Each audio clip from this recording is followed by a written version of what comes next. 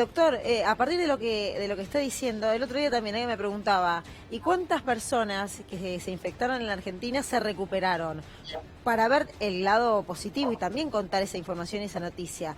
¿Hay datos concretos de los que ya se recuperaron en la Argentina? No tengo los números finales, eso tenemos, que tampoco son finales. Todas las noches, a eso de las 8 o 9 de la noche, el Ministerio nos da el parte. 75 en el reporte de ayer. Bueno, está bien, 75, porque no se olviden que para dar por recuperada a una persona tienen que pasar por lo menos 10 días, por lo menos 3 días sin fiebre y 2 técnicas de PCR, es decir, dos diagnósticos consecutivos negativos. De modo que hay mucha gente que ya debe estar recuperada, pero que todavía no cumplió el plazo, todavía no tiene los test. Eso es una cosa muy importante para tener en cuenta. Lo que sí te puedo decir, en el número en el que no fallamos es el número de personas fallecidas. El último dato que tengo es de 13 personas. Y estamos hablando de casi 600 casos en Argentina. Entonces, eso te da una idea de que efectivamente es la minoría de la población la que realmente tiene una situación trágica. Repito los números. 80% de las personas que presentan coronavirus van a tener un cuadro mínimo a medianamente molesto, como puede ser una gripe, que sí te da fiebre, sí te da dolor de garganta, sí te va a dar dolor muscular, te va a voltear un poco, te va a dar tos, vas a tener que quedarte en cama, ventilar bien los ambientes, tomar mucho líquido, bajar la fiebre con un antitérmico y no vas a necesitar nada más y te vas a recuperar. Claro. Un 15% de las personas, a su vez, van a desarrollar cuadros de neumonía que van a requerir una atención más cercana. Y un 5% van a tener las formas graves que requieren atención en terapia intensiva y algunos de ellos van a respirador y algunos de ellos son los que pueden tener un desenlace fatal, que en su gran mayoría son personas de más de 50 años o más de 60. Muy importante, ¿no?, estas cifras, porque por lo general es lo que menciona, ¿no, doctor? Hay mucho pánico, pero si uno ve las cifras y las estadísticas concretas, los números son otros. Le quiero consultar puntualmente por el mate. Sabemos que los argentinos solemos tomar mucho mate, y mi pregunta es, si una persona de una familia está en su casa aislada, se pone a preparar una pava para tomar mate, ¿lo puede compartir, por ejemplo, con su esposa, con sus hijos, o es mejor evitar este contacto? La verdad es que yo también soy matero, así que me entran las generales de la ley. Yo en este momento la recomendación que hicimos desde el Ministerio es no compartir el mate, por más que sean todas personas en la casa. ¿Por qué? Porque si bien es muy improbable, una de las personas salió de la casa para hacer compras, por ahí no guardó la distancia del 1,5 metros, 2 metros con la otra persona que estaba en la fila. Por ahí contrajo el coronavirus, no lo sabe y por ahí lo transmite por el mate. Entonces, si podemos evitarlo, creo que es posible hacerlo de esa manera. Por el momento no compartamos el mate de la misma manera que no nos estamos dando la mano ni nos damos besos en la mejilla y cosas por el estilo, ¿no?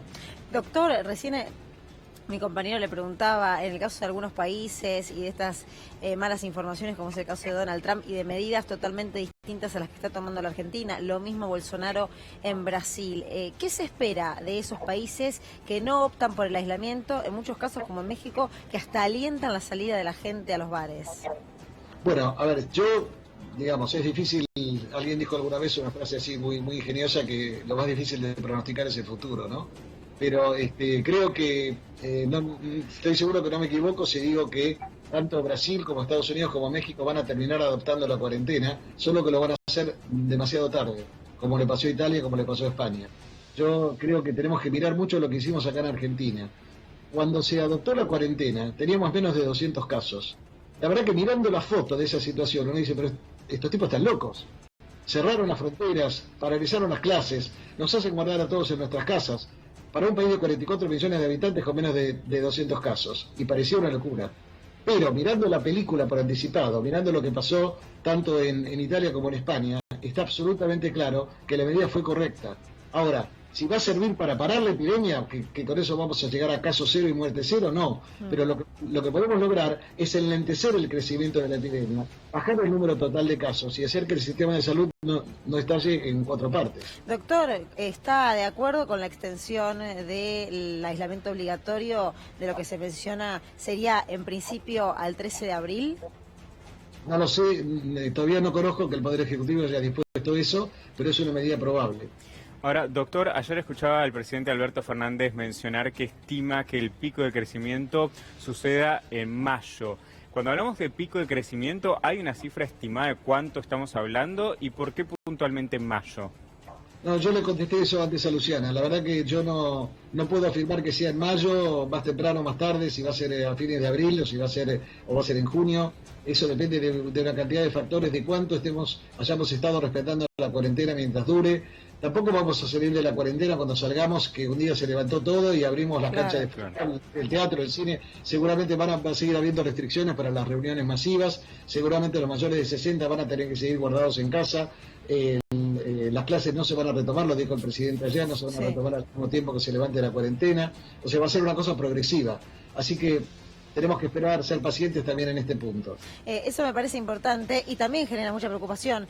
El momento en el que finalmente se levante, que va a ser de manera muy paulatina, muy medida. ¿Qué es lo que uno imagina primero puede empezar a levantarse de la cuarentena?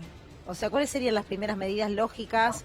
¿Qué actividad empieza a reorganizarse, a reacomodarse? Las clases no, ya esto ya está claro.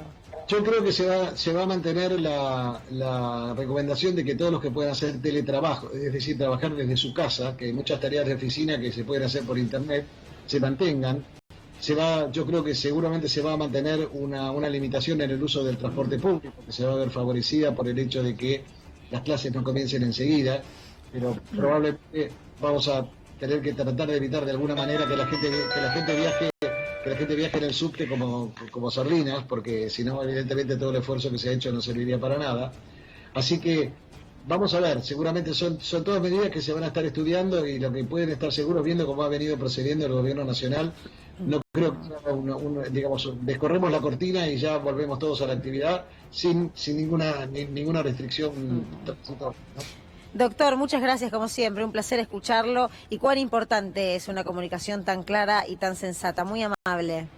Al contrario, Luciana, gracias a ustedes y quiero recordarle a la gente, no nos vamos a morir todos de coronavirus, hay un mundo después del coronavirus, vamos a salir de esto, pero para salir necesitamos la colaboración de la gente que cumpla con la norma y se quede en su casa.